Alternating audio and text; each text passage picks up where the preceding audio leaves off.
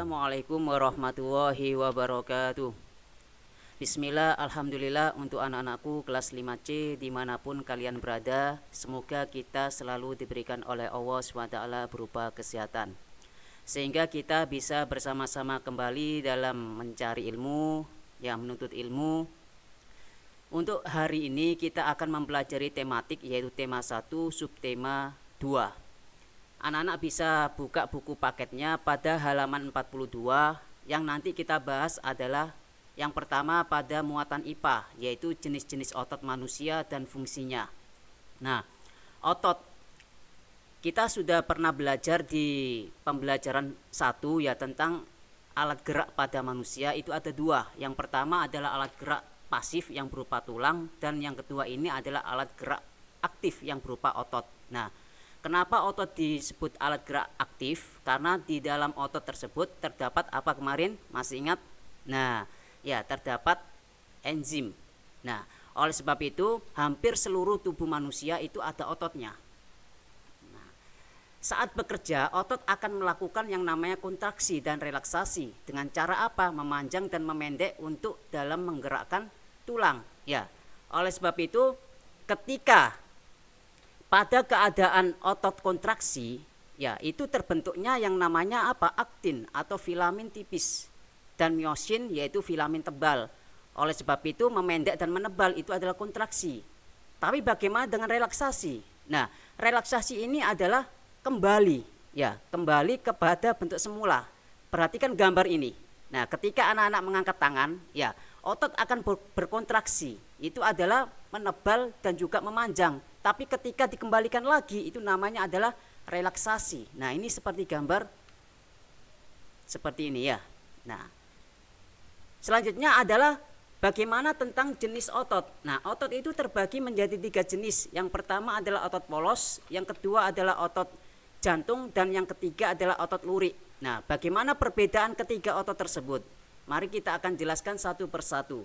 Yang pertama adalah otot polos. Otot ini bekerja secara tidak sadar yang berada hampir di seluruh bagian tubuh. Kenapa disebut polos? Karena tidak memiliki lurik atau rangka. Ya, lurik itu sama saja dengan rangka.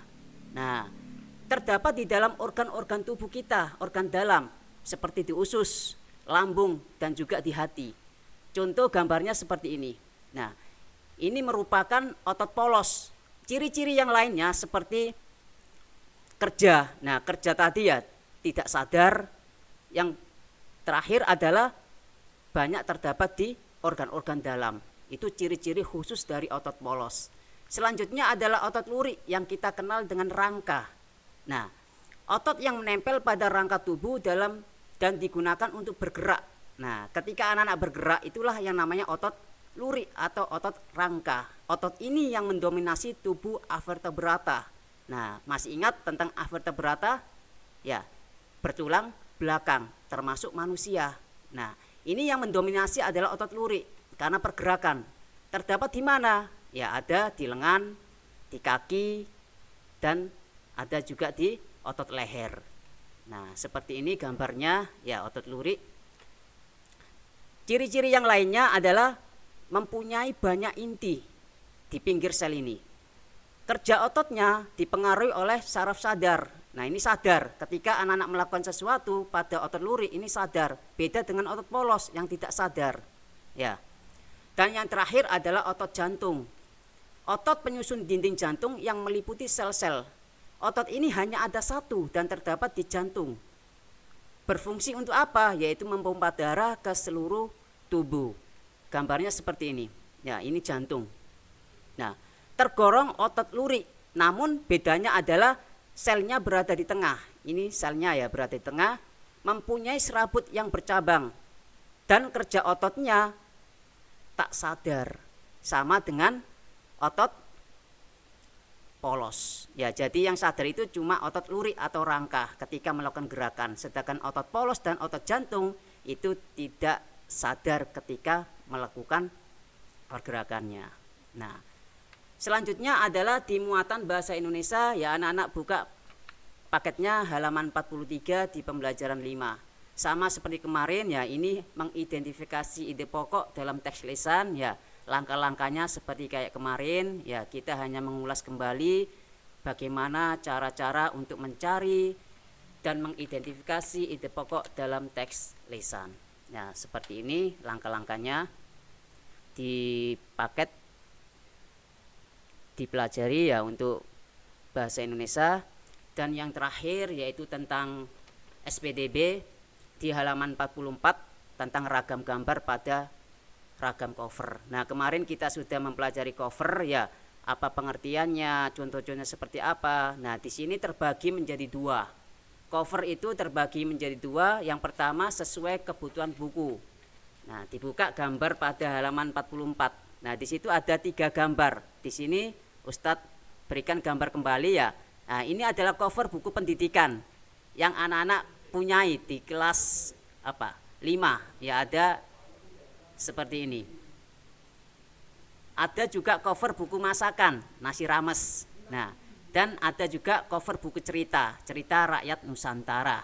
Nah, ini adalah contoh dari cover berdasarkan kebutuhan buku. Selanjutnya adalah cover berdasarkan tampilan atau desain. Nah, ini cover berwarna hitam putih dan jenis huruf sederhana. Ya, menarik sekali ya cover seperti ini. Ada pada halaman 44 juga ya, hitam putih dan juga cerita rakyat Nusantara. Nah, gambar seperti ini. Cover penuh warna dan gambar. Ya, jadi untuk cover sendiri dibagi menjadi 2. Yang pertama tadi ya sesuai dengan apa? Ayo. Kebutuhan buku. Dan yang kedua berdasarkan apa? Tampilan desain ya, atau ini seperti ini. Ya, gambar seperti itu.